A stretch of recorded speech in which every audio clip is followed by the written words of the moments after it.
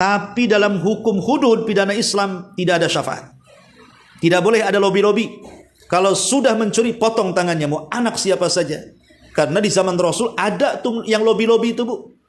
Di mana ada wanita, anak dari pejabat tiba-tiba mencuri, kata Rasul, potong tangannya. Maka masyarakatnya kemudian merasa kasihan, akhirnya melobi Usama ibn Zaid untuk melobikan Rasul supaya terbebas dari hukuman potong tangan. Tapi Rasul marah dan mengatakan, hancurnya umat sebelum kalian, kata Rasul, karena kalau si miskin mencuri, kalian tikam hukum ke bawah dengan tajam. Tapi kalau seandainya yang mencuri itu orang kaya, orang berpangkat, orang berjabat, maka hukum pun tumpul ke atas dan tidak dilaksanakan. Maka Rasul mengatakan, seandainya Fatimah putriku mencuri, ku potong dia tangannya.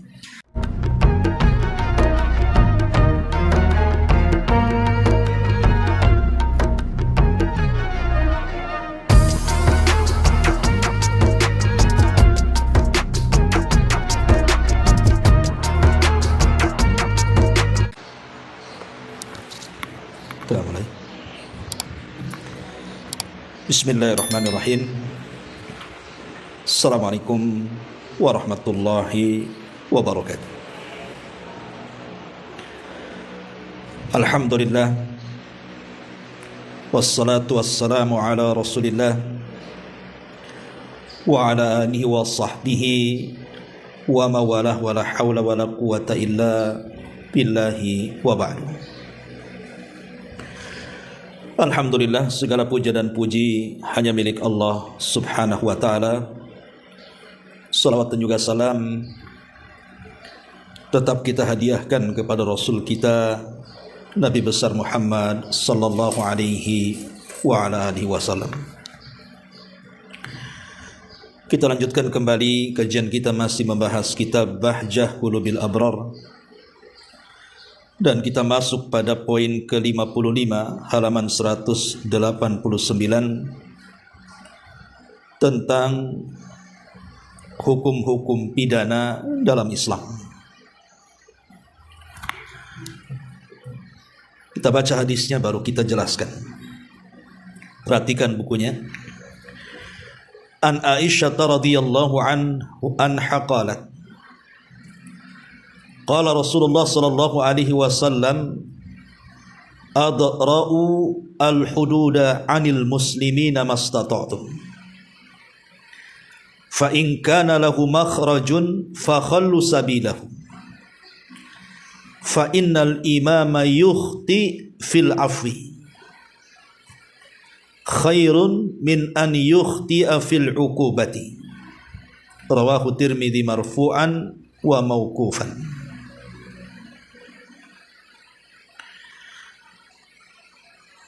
Dari Aisyah Ummul Mukminin radhiyallahu anha, beliau berkata,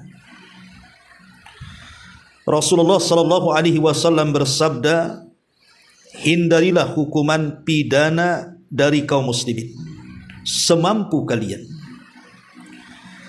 Jika ia mempunyai solusi lain, maka bebaskanlah ia. Karena sesungguhnya seseorang pemimpin atau hakim yang salah dalam memberikan hukuman ataupun dalam pada sesungguhnya pemimpin atau hakim yang salah dalam memberikan maaf kepada orang yang terpidana lebih baik dibandingkan dia salah dalam menjatuhkan hukuman. Hadis ini dinyatakan lemah oleh Syalbani, tetapi maknanya sahih. Ma'asyiral muslimat yang dimuliakan Allah subhanahu wa ta'ala, kita tahu bahwa Islam itu agama yang sangat sempurna.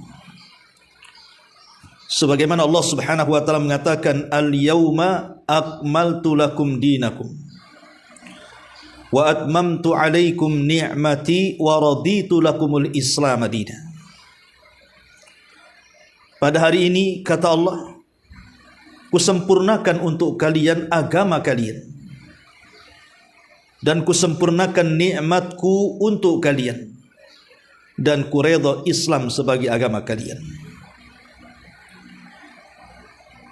Islam adalah agama yang sempurna, sehingga Islam akan mengurus perkara-perkara yang kecil sampai kepada perkara-perkara yang besar, dari perkara yang remeh-temeh sampai kepada perkara yang spektakuler.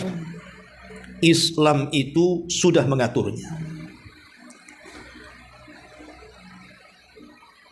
Dan kesempurnaan agama Islam ini tidak dimiliki oleh agama-agama yang lainnya. Umpamanya kita lihat dalam Islam, sampai kepada urusan jamban, Islam itu sangat mengatur.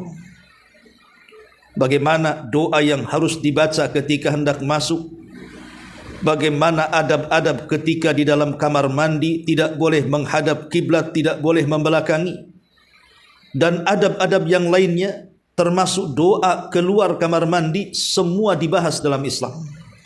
Dan ibu tidak akan dapati ada ajaran seperti ini pada agama-agama yang lainnya. Lah termasuk juga dalam urusan yang kita akan bahas seputar hukum hudud, hukum-hukum pidana juga dijelaskan dalam Islam. Tentunya tidak lain dan bukan karena ada kemaslahatan besar. Karena ada sebagian orang-orang yang tidak suka dengan Islam, tentu dari ajaran-ajaran barat, atau mungkin dari ajaran-ajaran yang dimasukkan ke dalam Islam, padahal bukan bagian daripada Islam. Mereka menganggap bahwa hukum hudud dalam Islam itu sebuah kesadisan, bahwa hukum hudud dalam Islam itu sebuah penyiksaan. Bagaimana mungkin orang tega memotong tangan? Bagaimana mungkin orang tega dirajam sampai mati, dicambuk sampai 80 kali, bahkan dipenggal sampai mati? Tentu ini akan menyalahi HAM menurut mereka, hak asasi manusia. Padahal kalau seandainya manusia itu mau menerapkan hukum hudud, hukum pidana-pidana dalam Islam, maka tidak lain dan bukan disyariatkan hukum-hukum pidana dalam Islam itu dalam rangka menenangkan hati daripada si korban. Bahkan bisa menyedikitkan orang-orang untuk berlaku maksiat, dan juga akan menyedikitkan orang-orang yang melampaui batas terhadap keharaman-keharaman Allah Subhanahu wa taala, sehingga akan melahirkan ketenangan baik pada individu ataupun masyarakat, dan akan menjadi masyarakat yang aman, damai, tentram, jauh dari segala kriminal dan kejahatan. Tetapi ketika hukum-hukum kriminal Islam ini tidak ditegakkan, kemudian diganti dengan hukum-hukum yang menurut hak asasi manusia lebih layak untuk orang yang melakukan kriminal, maka sampai kiamat keadilan itu tidak akan dicapai siapapun. Padahal yang namanya hidup manusia di dunia ini kan berbagai macam ragam, Bu. Ada orang yang zalim, ada orang yang dizalimi. Ada orang yang mencuri, ada yang dicuri barangnya. Ada orang yang membunuh, ada yang dibunuh orangnya. Ada yang menyakiti dan ada yang disakiti. Ada yang lemah, ada yang kuat. Ada yang menindas dan ada yang ditindas. Itu hukum yang berlaku pada manusia. Kalau seandainya hukum-hukum pidana Islam ini tidak diterapkan, bisa saja kemudian manusia seolah-olah hidup di tengah hutan. Dia bisa menjadi buas dan akan menggunakan hukum rimba. Coba lihat, kalau ada orang yang kemudian membunuh, kemudian tidak dibunuh, hanya dipenjara beberapa tahun saja, apalagi kemudian hakim, jaksa dan yang semacamnya bisa disogok dengan uang, kemudian dia keluar lagi, bisa saja tabiat membunuh akan terjadi setelah dia keluar dari penjara. Dan itu sudah terjadi. Bukan tidak terjadi, itu sudah terjadi. Betapa banyak mantan-mantan pembunuh kemudian dibebaskan, akhirnya bukannya dia insaf dan sadar, kembali menjadi pembunuh. Ma'asyiral muslimat yang dimuliakan Allah Azza wa Jalla, atau orang yang mencuri, yang sudah sampai ke taraf untuk dipotong tangannya. Kalau hanya mencuri kemudian ditangkap, kemudian dipenjara beberapa bulan atau tahun, bisa saja setelah keluar dari penjara menjadi pencuri lagi. Dan itu sudah fakta dan nyata di lapangan. Banyak para pencuri itu mantan pencuri. Walaupun kita tidak ragukan ada juga yang insaf, tapi kebanyakan tidak. Ma'asyiral muslimat yang dimuliakan Allah Subhanahu wa taala, makanya penting dalam Islam ini hukuman-hukuman pidana Islam itu terapkan, karena hukuman-hukuman itu bukan datang dari manusia. Itu bukan reka-rekaan Nabi kita, bukan. Hukum pidana dalam Islam yang sudah diterapkan atau yang merupakan ketetapan itu datang langsung dari Rabbul Alamin, Allah yang menciptakan kita. Karena Allah yang menciptakan kita, Allah lebih tahu tentang maslahat kita. Allah lebih tahu kalau si fulan mencuri kemudian dipotong tangan, karena hikmahnya akan menjadikan dia insaf dari mencuri. Atau hukuman-hukuman yang lainnya. Dan ini bukan merupakan kesadisan. Islam bukan agama sadis. Islam bukan agama bengis, tidak. Islam itu rahmatan lil alamin, datang membawa rahmat. Dan rahmat ini membawa ketenangan dan keamanan. Salah satunya adalah menegakkan keadilan yang mencari pengadilan. Karena betapa banyak orang-orang yang kemudian menjadi korban. Datanglah dia ke kantor-kantor pengadilan, keluar justru dia mendapatkan kezaliman. Karena orang yang melakukan kriminal tidak dihukum seperti hukum Islam, yang membawa keadilan kepada siapapun. Ma'asyiral muslimat yang dimuliakan Allah Subhanahu wa taala, lah di antara hukum-hukum Islam atau hukum-hukum hudud yang memang harus diterapkan, di antaranya pertama, orang yang mencuri. Orang yang mencuri di dalam Al-Qur'anul Karim sudah jelas itu hukumannya. Apa itu? Potong tangan. Karena Allah Subhanahu wa taala yang mengatakan as-sariqu was-sariqatu faqta'u aydiyahuma. Pencuri laki-laki atau pencuri perempuan, potong tuh kedua tangannya. Jadi perintah memotong kedua tangan itu bukan perintah manusia, tidak, langsung perintah dari Allah Subhanahu wa taala. Kemudian yang kedua, di antara pidana Islam yang ada hukumannya, seseorang menjadi qutta'ut turuq atau qutta'at thariq, menjadi perampok yang sadis, yang biasa berkeliaran di jalan raya, di hutan-hutan, di padang pasir, di tempat-tempat terbuka. Dan itu sudah terjadi hari ini kan, Bu. Kemarin saya pernah diundang ceramah ke Medan.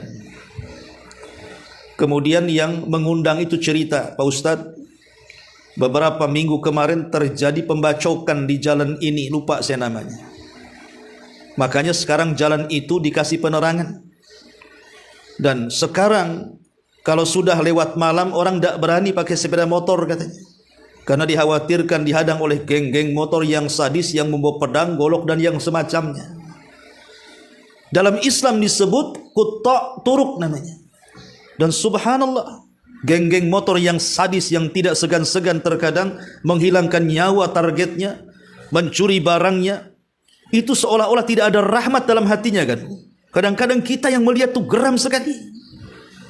Padahal di dalam Islam, orang-orang yang seperti ini dengan tegas Allah Subhanahu wa taala mengatakan, innama jazaa'ul ladzina yuharibuna Allah wa rasulahu wa yas'auna fil ardi fasadan an yuqattalu aw yusallabu aw tuqatta'a aydihim wa arjulahum min khilafin aw yunfau minal ardi dzalika minal ardi dzalika lahum hizyun fid dunya wa lahum fil akhirati adzabun adzim.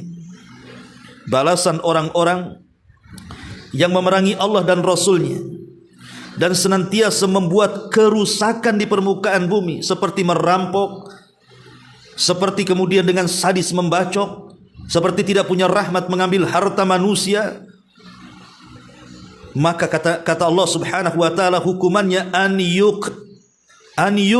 yuqattalu, mereka boleh dibunuh, yusallabu, mereka boleh disalib, au tuqatta aydihim, boleh dipotong tangan mereka, wa arjulahum, kaki-kaki mereka dengan cara khilaf, bersilang, atau mungkin boleh diasingkan ke negeri yang jauh, dan itu balasan yang menghinakan di dunia, dan di akhirat ada azab yang menanti bagi mereka. Lihat Allah Subhanahu wa ta'ala dengan tegas, walaupun tentu yang menerapkan hukuman ini adalah pemerintah, bukan main hakim sendiri. Karena main hakim itu hukuman jalanan tidak dikenal dalam Islam. Tetap yang menerapkan hukuman ini adalah penguasa yang sedang berkuasa. Dan ini juga sebagai dampak kenapa kemudian banyaknya quta' turuq ini. Banyaknya kemudian anak-anak muda, bahkan tanggung-tanggung, kemudian mereka membuat geng-geng motor, akhirnya kemudian menakut-nakuti para pejalan kaki, para pemotor, karena sudah tak jarang lagi, bahkan sudah banyak kalau boleh dikata, korban-korban berjatuhan karena hilangnya hukum pidana Islam tidak diterapkan. Coba kalau seandainya hukum ini diterapkan, apa enggak menakutkan? Mungkin tidak akan berani lagi anak-anak tanggung itu melakukannya, kan? Tapi terkadang ditangkap, ditebus, ya gitu lagi jadinya, kan? Lah ini di antara hukum yang ada hadnya di dalam Islam, ya. Kemudian juga az-zina, orang yang melakukan zina.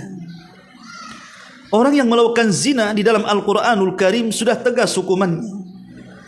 Kalau seandainya dia sudah menikah, kemudian dia berzina, maka Allah mengatakan az-zaniyatu waz-zani fajlidu kulla wahidi minhuma mi'ata jaldah wala ta'khudhu bihima ra'fatu fid dinillah in kuntum tu'minuna billahi wal yaumil akhir.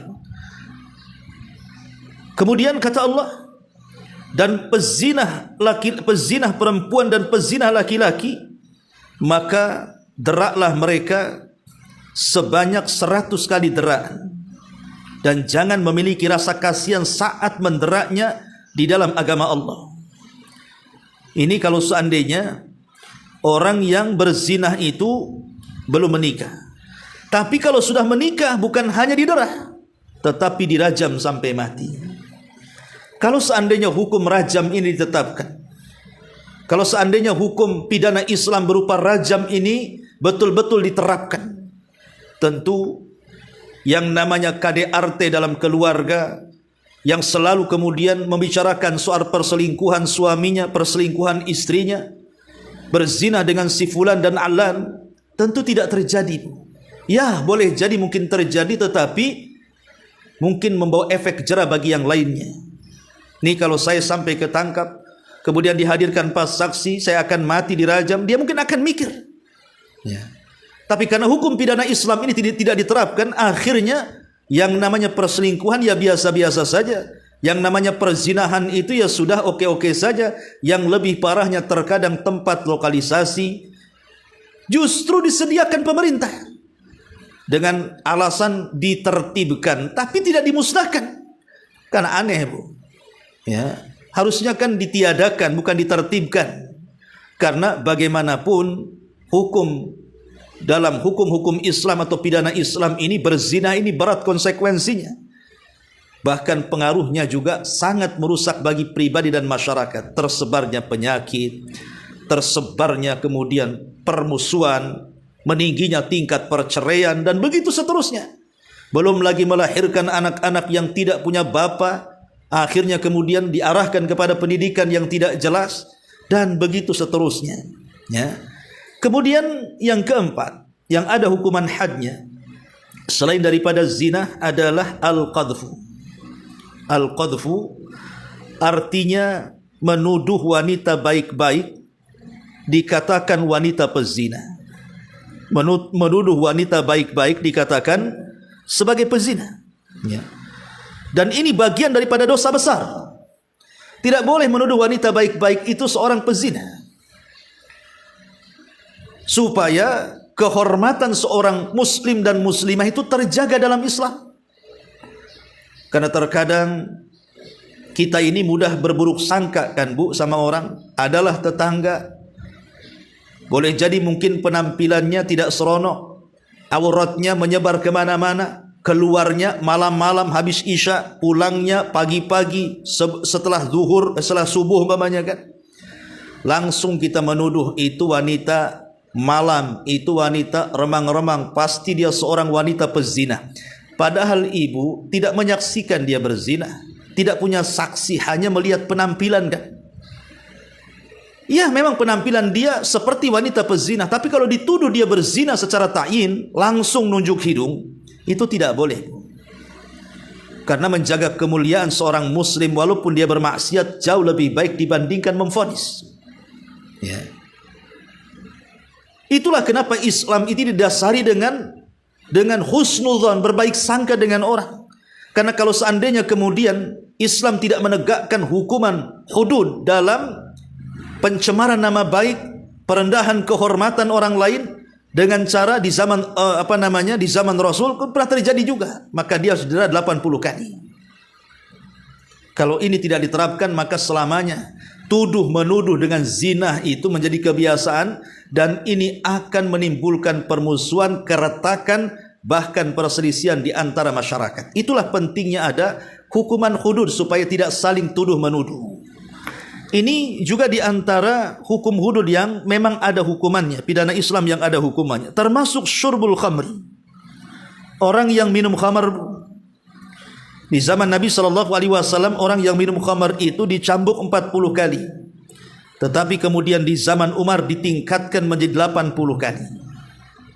Ya. Karena yang namanya khamar ini adalah biangnya kerusakan. Rasul yang mengatakan ra'sul khaba'is, biang daripada segala kerusakan. Adanya perkelahian disebabkan mabuk.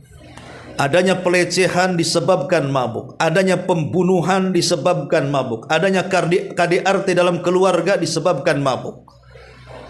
Mabuk ini menimbulkan berbagai macam maksiat dan kemungkaran. Makanya kenapa Islam datang itu juga salah satunya adalah untuk menjaga akal. Lah minuman keras ini merusak akal. Karena orang yang mabuk itu tertutup akalnya, sehingga dia mudah melakukan kejahatan dan kemungkaran. Makanya dalam Islam itu kemudian ada deranya biar kapok. Dicambuk 80 kali supaya dia tidak minum arak lagi. Tetapi ketika ini tidak berlaku, bahkan sayangnya di masyarakat itu subhanallah, minuman-minuman keras sekarang ini laku di mana-mana, jualan. Pemerintah tidak melarang asal ada izinnya.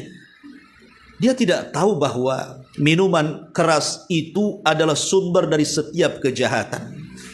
Yang turunannya ke narkoba, yang turunannya kemudian ke tempat-tempat maksiat, akhirnya di situ. Dari minuman keras adanya zina, dari minuman keras adanya pembunuhan dan kriminal serta kemungkaran. Lah dengan adanya hukum hudud ini supaya walaupun tidak menghilangkan 100%, tetapi walaupun tidak menghilangkan 100%, tapi bisa mengurangi, supaya mengurangi juga kerusakan dan kemungkaran. Ya. Ma'asyiral muslimat yang dimuliakan Allah Azza wa Jalla. Kemudian juga yang ada hukumannya di antara kriminal dalam Islam itu adalah riddah, orang murtad. Karena Islam itu datang kemudian membawa penjagaan kepada agama dan keyakinan. Islam itu datang untuk menjaga agama dan keyakinan. Makanya orang-orang yang kemudian keluar dari Islam, memilih agama di luar daripada Islam, menurut hukum Islam itu, kata Nabi SAW, man baddala dina faqtul. Siapa yang mengganti agamanya, maka dia bisa dibunuh. Karena bisa merusak yang lainnya. Karena tidak ada agama yang lebih mulia, lebih sempurna dibandingkan Islam. Karena seluruh hajat yang dibutuhkan manusia ada jawabannya dalam Islam. Ma'asyiral muslimat yang dimuliakan Allah Subhanahu wa taala. Dan yang terakhir, al-baghi ala khilafihi. Orang yang melakukan baghi, kezaliman. Orang yang melakukan kezaliman walaupun ada khilaf. Tentu juga hukumannya dikembalikan kepada kebijakan pemerintah.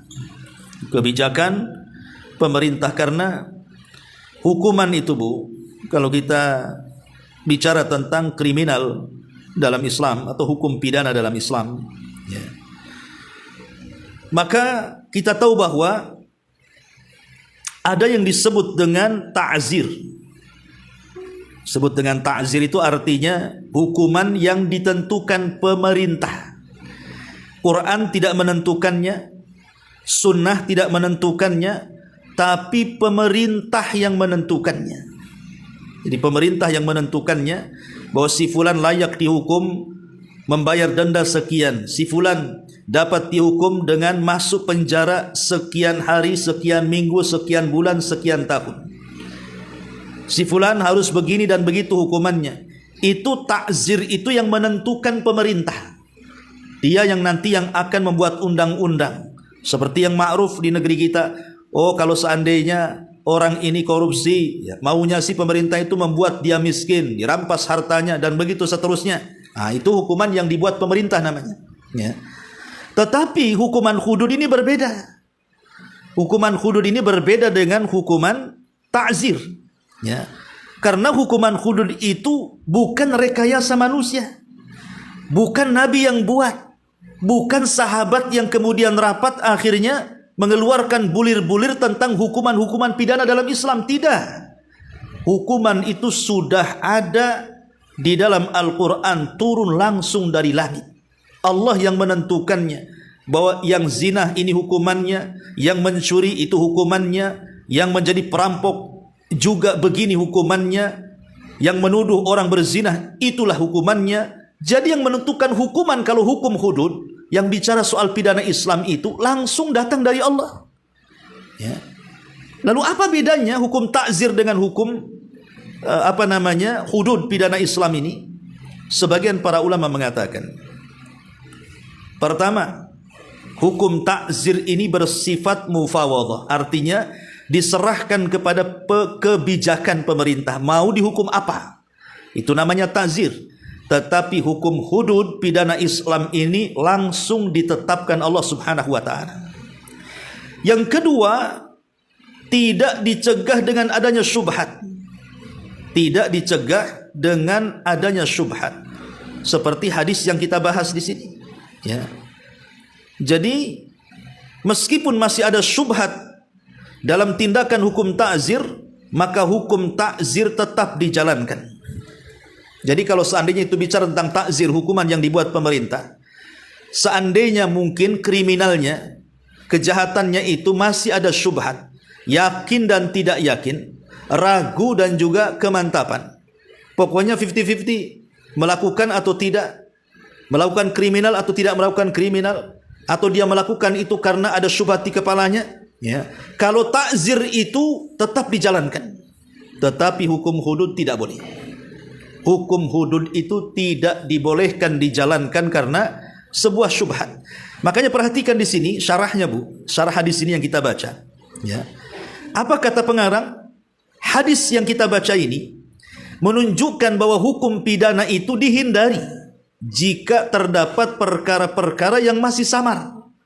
Artinya belum jelas.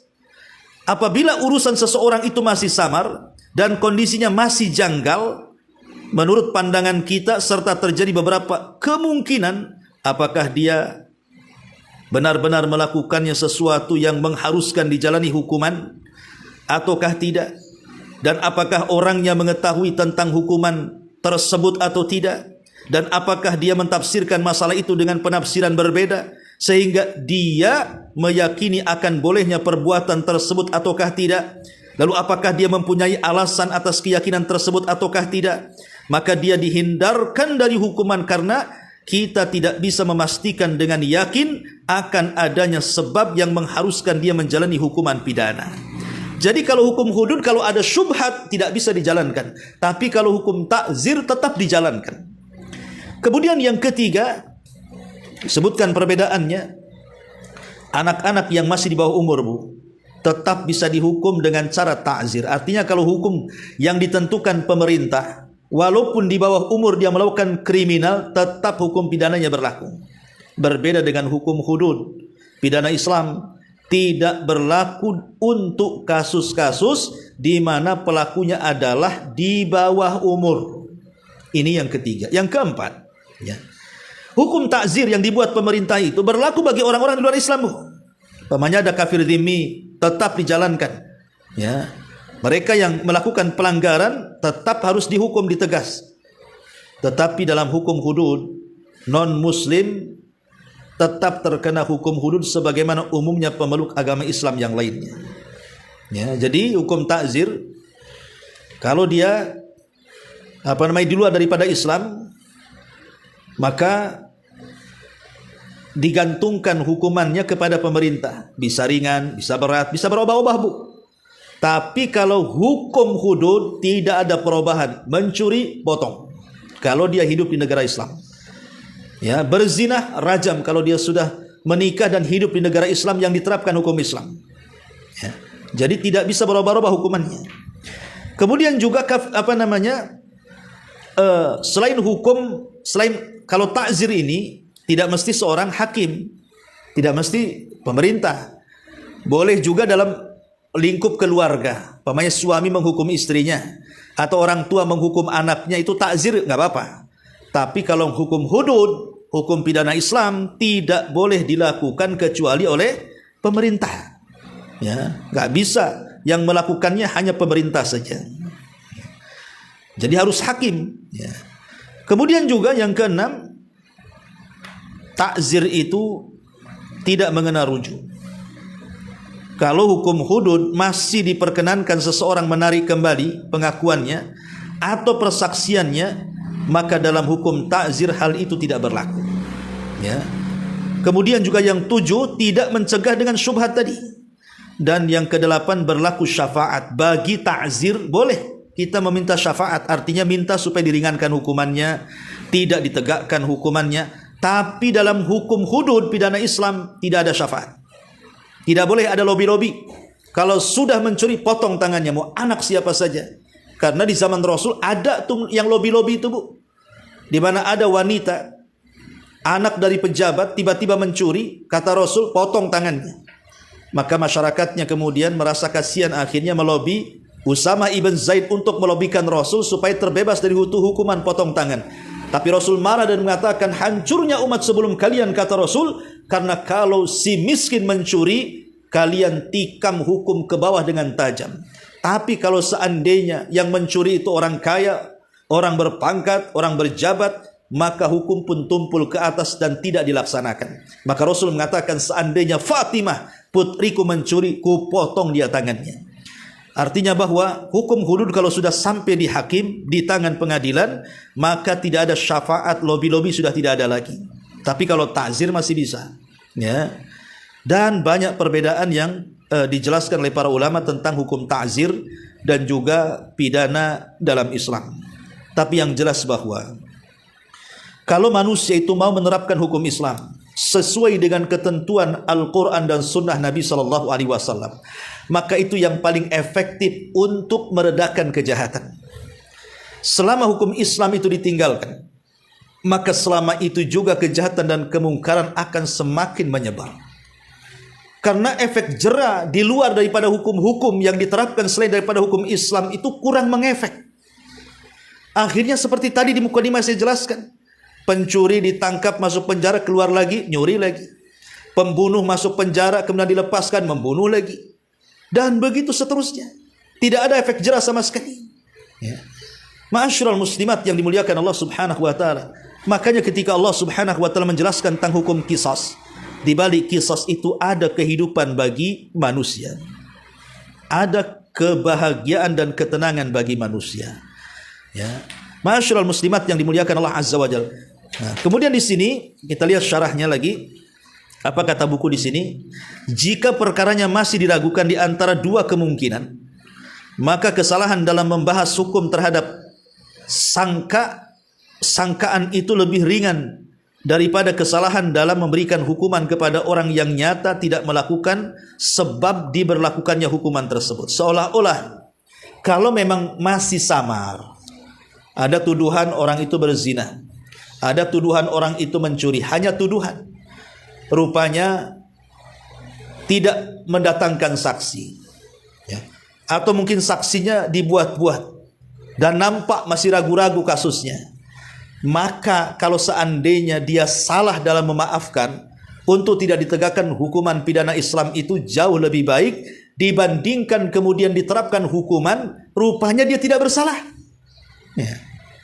Diterapkan dulu hukumannya, setelah kemudian adanya penyelidikan rupanya tidak bersalah, maka memaafkan dalam kesalahan jauh lebih baik dibandingkan menjatuhkan hukuman yang jelas apakah dia punya salah ataupun tidak. Itulah sifat insaf dalam Islam, supaya tidak mudah meneteskan darah, tidak mudah kemudian menyobek kehormatan, dan begitu seterusnya, ya.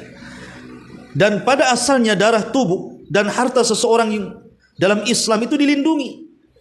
Haram tidak boleh diganggu sampai kita benar-benar bisa memastikan adanya sesuatu yang membolehkan hal tersebut. Para ulama telah menyebutkan sekian banyak contoh terkait dengan prinsip dasar dalam pembahasan-pembahasan mereka seputar hukum pidana. Mayoritas contoh tersebut sesuai dengan makna hadis ini. Namun ada beberapa contoh yang masih perlu diteliti kembali, karena kemungkinan yang semisal dengan salah sangka dan sebatas menerka-nerka itu tidak teranggap. Sedangkan tolak ukur dalam masalah ini adalah konteks hadis ini. Maka jika kalian mendapatkan uzur baginya, atau jika ia mendapatkan solusi lain, maka bebaskan ia.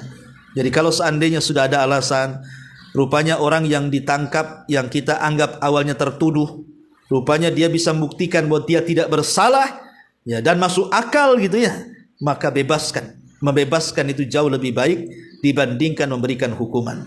Lah dalam hadis ini juga terdapat dalil atas sebuah prinsip, yaitu jika kita dihadapkan dalam dua jenis kerugian, yang satu pasti sedangkan yang lainnya belum pasti, maka kita lebih fokus memperhatikan kerugian yang paling besar, lalu kita menghindarkannya dalam rangka meringankan kejelekan atau dampak negatif yang akan terjadi setelahnya.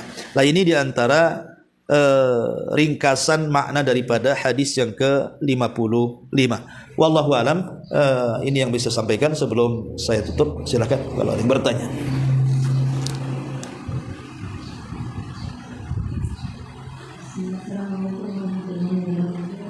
Waalaikumsalam. Izin bertanya, Ustaz. Ya.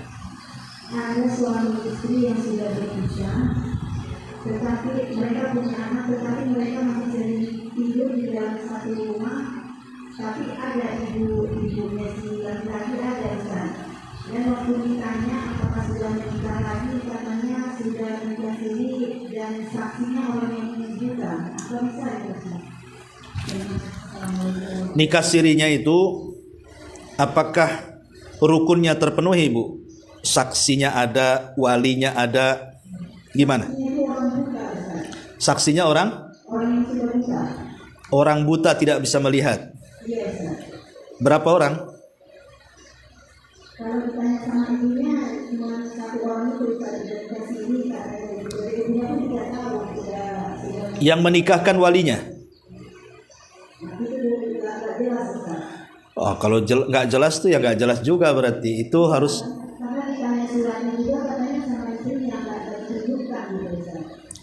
Bukan. Nikah siri itu ada dua macam. Pertama, memang sebelumnya belum nikah, baik gadis ataupun perjaka, baik janda ataupun duda, ya. Akhirnya menikah dengan cara siri. Istilah siri di negeri kita itu maksudnya tanpa ada catatan di KUA, tetapi sah secara agama karena jelas walinya, wali nikahnya jelas, kemudian dua saksinya jelas, ya kan, laki-laki dua orang, ya. Kemudian juga ada walimah dan mahar sebagai pelengkapnya, sah secara agama walaupun belum sah secara catatan sipil, ya. Atau mungkin dia sudah menikah, karena sebuah percekcokan akhirnya kemudian pisah. Kalau masih di masa idahnya, maka rujuk saja. Tapi kalau sudah habis masa idahnya, tidak bisa kumpul kembali kecuali ada pernikahan lagi dengan rukun-rukun nikah yang sudah ada, saksi, wali, mahar dan yang semacamnya. Tapi kalau kemudian ada orang ngaku nikah siri, ya tinggal tanya saja yang menikahkan siapa. Karena nikah siri otomatis dia tidak akan mengikut sertakan pihak pemerintah, dalam hal ini KUA kan. Otomatis yang diikut sertakan adalah walinya. Entah dia bapaknya, entah dia pamannya, entah dia saudaranya, entah dia anaknya sudah balik kan gitu. Ya. Kemudian saksinya pun harus ada dua. Kalau bisa dari pihak mempelai laki-laki dan juga pihak perempuan, dan siap suatu waktu dipanggil kalau memang dia saksinya. Ya. Dan kalau bisa namanya menyaksikan kan jangan cari orang yang cacat fisik ya kalau bisa itu, supaya memang dia melihat. Ya, kalau orang buta kan tidak bisa melihat, hanya bisa mendengar saja. Ya. Maka harus diinterogasi betul-betul Bu, karena hidup satu rumah tanpa ikatan pernikahan yang jelas ini berarti dia berzina di situ. Ya, katakan kepada kawannya harus jelas siapa saksinya, tanya sama wanitanya. Kan kalau pihak wali itu dari perempuan, kalau pihak saksi siapa saja, yang penting cari yang paling baik asal jangan comot aja. Ya. Tapi kalau wali itu yang menentukan sah dan tidaknya tuh, siapa yang menikahkan dari pihak perempuannya tuh. Ya, wallahu a'lam.